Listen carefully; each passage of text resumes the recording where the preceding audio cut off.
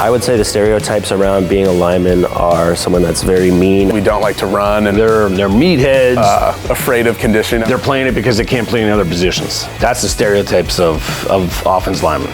Some of the stereotypes are true. When you go on the field, you kind of have to flip a switch. I think a while ago, I was definitely hated running and hated conditioning, but now I've kind of developed into accepting it, and Coach Walsh always says that it's enhancement, it's not punishment. So changing that little switch in the back of my head, thinking, oh, this is making me better so I can play more plays on Saturday and have more fun that way, definitely flipped that switch for me.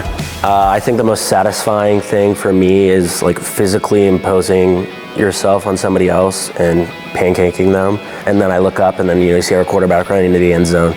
So that's something that is very gratifying, is like my block led to that touchdown. My junior year of high school, when I really started playing more defensive line, I realized that this is a lot more fun. You can kind of play a little bit faster, a little bit more physical, and people call your name too when you make tackles, which is always a fun part of the game.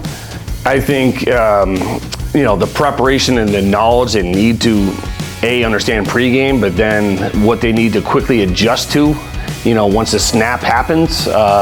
It takes a really intelligent person to react on the fly, and that's with knowledge and reps. And so these guys are really, really smart, and then there's a lot of code language going on. So there's the base call plays, and there's code language, and then there's checks, and so there's a lot of things that go into every single play. There's communication between the lineman next to them, lineman next to, on both sides, so they got to be on the same page, right? And so I think there's a lot more that goes on in just trying to hit the guy in front of them. Ready,